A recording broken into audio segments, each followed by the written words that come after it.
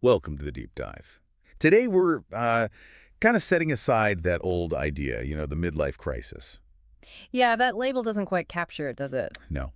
We're diving into something our sources are calling the 40-year-old period. And the key thing is, it's framed less like a breakdown and more like, well, a significant wake-up call. Exactly. A pivot point, really. Yeah. Packed with potential for reflection and definitely for growth. So the material we've looked at gives a much more, let's say, nuanced view of this whole life stage. It really does. And our mission today is to explore those key shifts people often experience around this age. We want to help you reframe it. Right. Move beyond dreading it and see it as maybe a real opportunity for positive change. Precisely. An evolution. Okay, so first up, this idea that hitting 40 isn't an implosion. It's more like finally looking properly in the mirror. Yeah.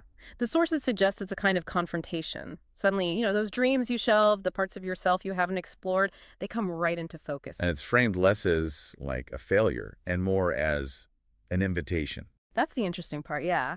An invitation to take stock, to maybe reconnect with aspirations you put on hold. It makes you think, doesn't it? Yeah.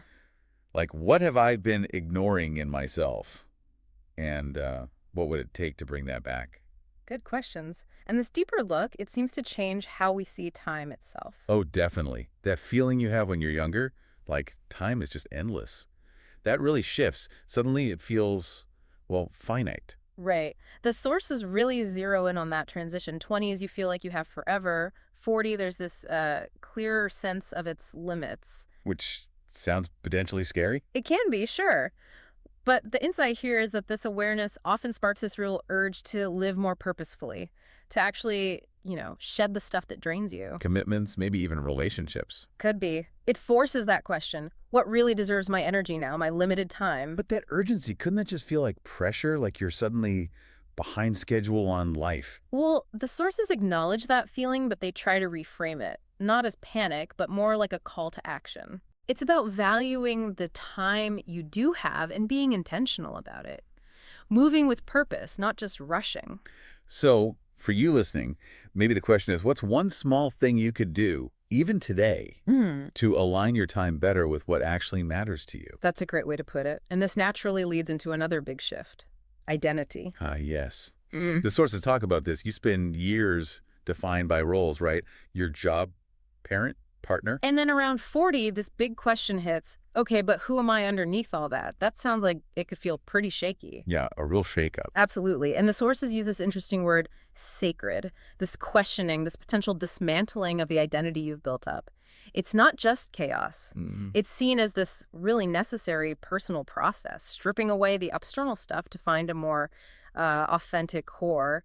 It's unsettling, yeah, but the goal is rebuilding on something truer. It makes you wonder, what would it feel like to just maybe let go of one of those labels for a bit, see what's left? That's a powerful thought experiment. And tied into this is looking back, isn't it? Yeah, that definitely comes up. Feelings of grief for roads not taken and that little fear of, oh God, is it too late now? It's a really significant emotional piece. And the sources say, look, mourning those missed opportunities, those other lives you could have lived, that's natural. It's even necessary. Necessary how? Well, you need to kind of acknowledge that grief, process it to make space for what's next. You can't really embrace a new chapter if you're still stuck on the what ifs of the past. Right, clearing the decks, sort of. Exactly, which ties into another feeling that can surface. You might have achieved a lot externally, the career, the house. Ticked all the boxes. Right, but there's still this sense of something missing. An incompleteness. The sources really pinpoint this shift towards wanting meaning, not just success markers. The external validation just doesn't hit the same way. Perhaps not. It might have been the main driver before, but now there's often this deeper pull towards alignment, feeling like your life matches your inner values, purpose that comes from within. Less about achieving, more about fulfillment.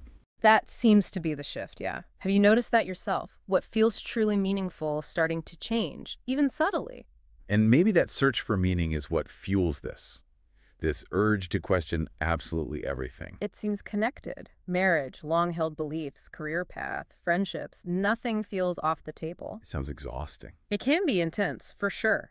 But the why behind it is important. The sources suggest it's about making sure you're living your life authentically. Not just following the script you were given. Or the one you wrote for yourself years ago. Precisely. Are these choices still serving you? Are they genuinely yours? It's a critical check-in. Okay, another big shift that emerges is learning to say no. Finally setting boundaries. That feels huge for a lot of people. Oh, it's massive, especially if you've spent decades trying to please everyone. It can feel almost rebellious. And maybe selfish. People worry about that. They do, but the sources push back on that. They frame it as self-preservation, not selfishness. You can't pour from an empty cup, right? Constantly seeking approval is draining. So prioritizing your own energy isn't about being uncaring. It's about showing up from a place of strength, choosing maybe peace over approval. That's a powerful choice. Yeah. Now, for anyone listening who's feeling that clock ticking really loudly, the sources have a pretty strong message about time, don't they? Yes, and it's really crucial, basically. You still have time, lots of it. 40 is not the end of the road for making significant changes. They give examples, right? People starting businesses later, writing books, finding love. Absolutely. Businesses at 45, books at 50, love at 60.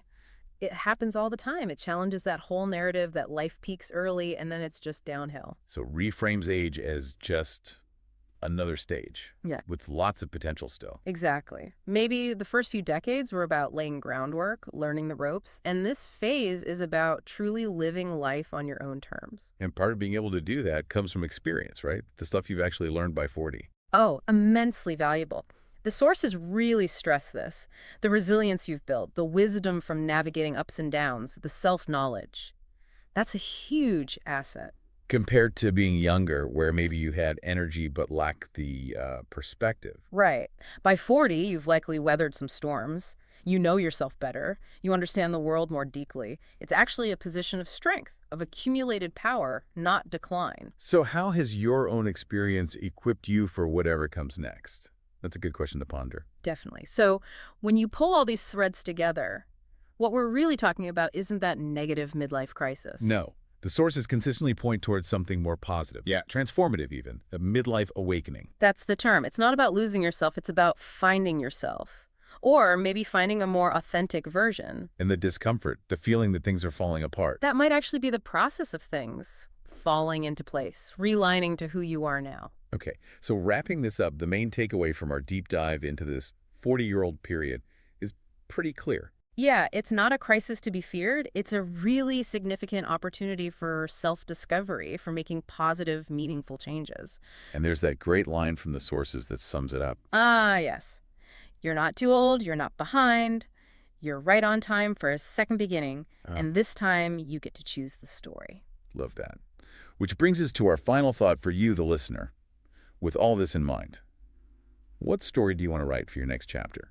Now your chance to be the author.